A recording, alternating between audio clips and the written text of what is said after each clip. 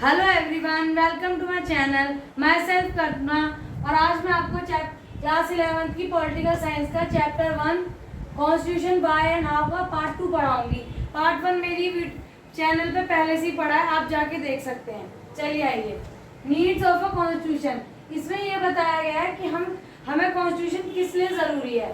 तो चलिए आइए इसके पॉइंट्स पढ़ते हैं और आप इन पॉइंट्स को, ये पॉइंट्स इंपॉर्टेंट हैं, ये पेपर में भी आ जाते हैं, तो अगर आप ये पॉइंट भी लिख के आएंगे तो आपको नंबर मिल जाएंगे। चलिए, टू रेगुलेट गवर्नमेंट, इसमें बताया गया है सबसे कॉन्स्टिट्यूशन की वजह से हमारी गवर्नमेंट एक तरह से एडजस्टेबल और कोऑर्डिनेशन बिठाती है।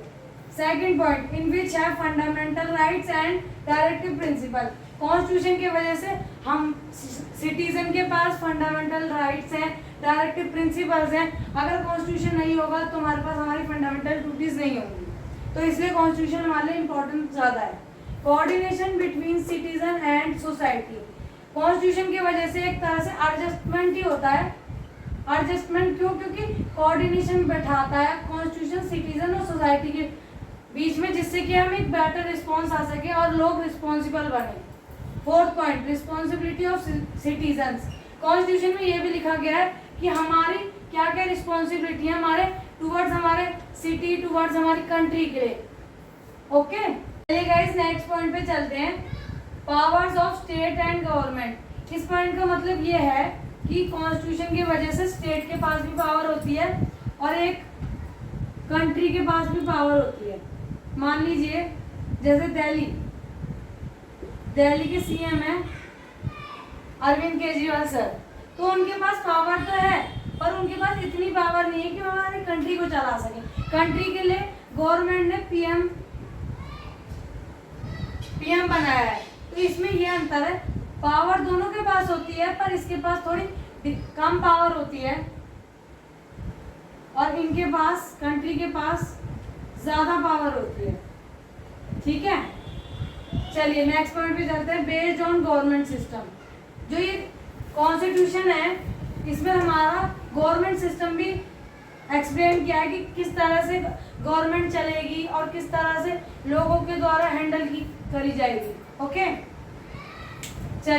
चलिए गाइस अब नेक्स्ट पॉइंट पढ़ते हैं, फॉर्मेशन और प्रोसेस ऑफ इंडियन कॉन्स्टिट्यूशन। इसमें हम ये पढ़ेंगे कि फॉर्मेशन और प्रोसेस, इन सब में ये बताया गया है कि हमारा कॉन्स्टिट्यूशन जब बना था उसमें क्या क्या प्रोसेसेस लगे थे, क्या क्या फॉर्मेशन हुई है। चलिए पढ़ते हैं। In 1942 Cripps mission has come for making Indian constitution. 1942 में क्रिप्स मिशन आया था जो हमारा इंडियन कॉन्स्टिट्यूशन बनाने के लिए आया था, और आप ये क्लियर इंपॉर्टेंट है तो इसे जरूर लर्न करें, ये एमसीक्यूज में आ सकता है आपका। ठीक है, फिर इसके बाद बताया गया कि द मिशन वाज फेल्ड। ये क्रिप्स मिशन 1942 में आया तो था पर ये बाद में जाके फेल हो गया था। उसके बाद इन 1946 cabinet mission has come in India and start the process. फिर उसके बाद 1946, ये ईयर भी बहुत इंपॉर्टेंट है, इसे भी आप जरूर लर्न करें। फिर 1946 में जब क्रिप्स मिशन 1942 में फेल हो गया तो कुछ साल बाद 1946 में कैबिनेट मिशन आया और उसने इंडियन कॉन्स्टिट्यूशन का सारा प्रोसेस स्टार्ट किया। चलिए गाइस नेक्स्ट पॉइंट पढ़ते हैं। यहाँ पे हमने ये पढ़ा था कि 1946 में कैबिनेट मिशन आया था इंडियन कॉन्स्टिट्यूशन को बनाने के लिए। इसका प्रोसेस स्टार्ट हो गया था 1946 में। उसके बाद जून जुलाई है election for 289 seats and 93 princess state. ये सीट्स आप जरूर याद कर लीजिए। और ये 93 प्रिंसेस स्टेट, जब जून और जुलाई का महीना आया था तो एक इलेक्शन हुए थे जिसमें 289 सीट्स थी और 93 प्रिंसली स्टेट थे। ठीक है, उसके बाद 9 दिसंबर 1946 at first session of constitution assembly and constitution. फिर 9 दिसंबर 1946, ये डेट भी बहुत इंपॉर्टेंट है, जरूर लर्न करें। फिर 9 दिसंबर 1946 में कॉन्स्टिट्यूशन असेंबली का फर्स्ट सेशन हुआ था, 9 दिसंबर 1946 में। ठीक है, many committees under the chairmanship of doctor Sachinanand Sinha, इनका नाम जरूर याद कर लीजिए, डॉक्टर सचिनानंद सिन्हा जो हमारे चेयरमैन थे। डॉक्टर सचिनानंद वाज टेम्पररी और जो डॉक्टर सचिनानंद थे वो टेम्पररी हमारी कॉन्स्टिट्यूशन असेंबली के चेयरमैन थे, वो परमानेंट नहीं थे। ये जरूर ध्यान रखिएगा, जो टेम्पररी थे, परमानेंट नहीं थे। 11 दिसंबर 1946 second session of constitution assembly under the chairmanship of doctor Rajendra Prasad. अब देखिए, जब 11 दिसंबर 1946 को सेकंड सेशन हुआ कॉन्स्टिट्यूशन असेंबली का under the chairmanship of doctor Rajendra Prasad, जो हमारे कॉन्स्टिट्यूशन असेंबली के चेयरमैन थे वो डॉक्टर राजेंद्र प्रसाद, वो परमानेंट थे। डॉक्टर सचिनानंद सिर्फ फर्स्ट सेशन के लिए टेम्पररी बनाए गए थे। तो ये चीज जरूर याद कर लीजिए, डॉक्टर राजेंद्र प्रसाद की लीडरशिप में सेकंड सेशन हुआ था। और कब हुआ था? 11 दिसंबर 1946 सेकंड सेशन। ओके, ये पेपर में ऐसे क्वेश्चन एमसीक्यूज की फॉर्म में जरूर आते हैं, ठीक है। And doctor Rajendra Prasad became first president of India. ये क्वेश्चन तो आपको पता ही होगा कि हमारे first president of India doctor Rajendra Prasad थे। गाइस, नेक्स्ट पॉइंट पे चलते हैं। 13 दिसंबर 1946 had third or next session in which Nehru passed objective resolution and attention the assembly for future constitution।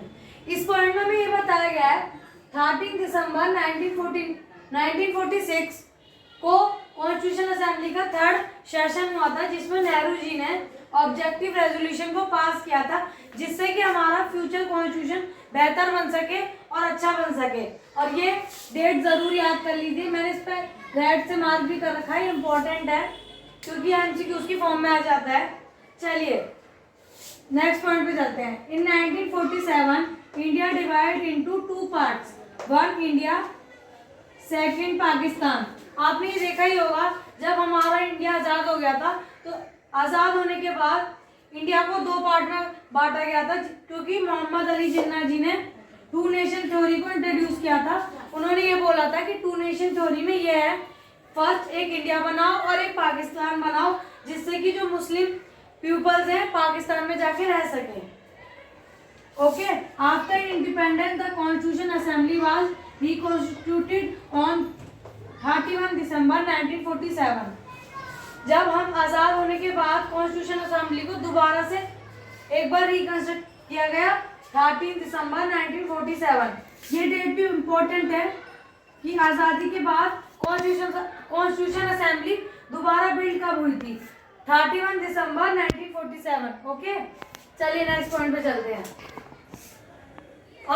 अब जो आज़ादी के बाद जो सीट्स थी, now seats were 299 in which 229 for providential state and 70 seats for princely state. इसमें यह बताया गया आज़ादी के बाद जो सीट्स थी वो 299 थी, जिसमें 229 तो प्रोविडेंशियल स्टेट थी और 70 सीट जो थी वो प्रिंसली स्टेट के लिए थी।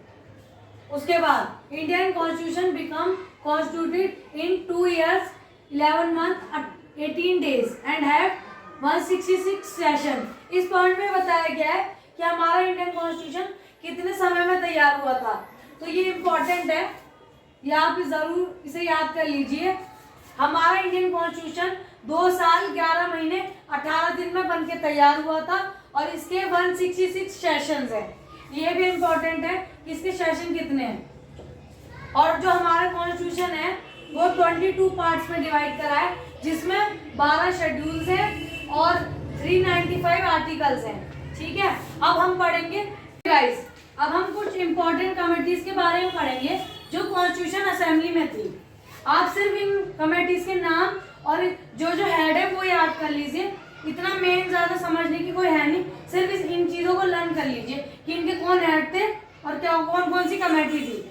चलिए आइए, ड्राफ्टिंग कमेटी। ड्राफ्टिंग कमेटी में 7 मेंबर थे, जिसमें डॉक्टर अंबेडकर मेन हेड थे। ठीक है। Union power committee, union power committee में जवाहरलाल नेहरू जी हेड थे। ओके, आइए third union constitution, union constitution में भी जवाहरलाल नेहरू हेड थे। और फोर्थ में प्रोविडेंशियल कॉन्स्टिट्यूशन कमेटी में सरदार वल्लभ भाई पटेल थे। और इन सरदार वल्लभ भाई पटेल को आयरन मैन भी कहा जाता है। ये कभी कभी एमसीक्यूज में आ जाता है कि लोहा पुरुष या आयरन मैन किसे कहते हैं, तो आयरन मैन सरदार वल्लभ भाई पटेल को कहते हैं। Fifth, fundamental committee. Fundamental committee के भी हेड सरदार वल्लभ भाई पटेल ही थे। उसके बाद ये रिपोर्ट इंपॉर्टेंट है, नेहरू रिपोर्ट 1928, ये पेपर में आ सकती है आपकी। तो नेहरू रिपोर्ट 1928 इसकी है, जरूर याद कर लीजिए। इसमें यह बताया गया था कि वोटर एज वाज 22। इस रिपोर्ट में यह बताया गया था कि जो वोटर एज है पीपल्स की वो 22 है। चलिए गाइस, आज की वीडियो में इतना ही। और आपको मेरी वीडियो अच्छी लगती है और मेरा पढ़ाया आपको समझ आता है तो वीडियो को लाइक करना ना भूलें, शेयर करें अपने दोस्तों के साथ और कमेंट में ज़रूर बताएं कि आपको मेरा पढ़ाया कितना समझ आता है। और चैनल को सब्सक्राइब करना ना भूलें और बेल आइकन को हिट ज़रूर कर दें जिससे कि आपको नोटिफिकेशन मिलती रहे। Thank you.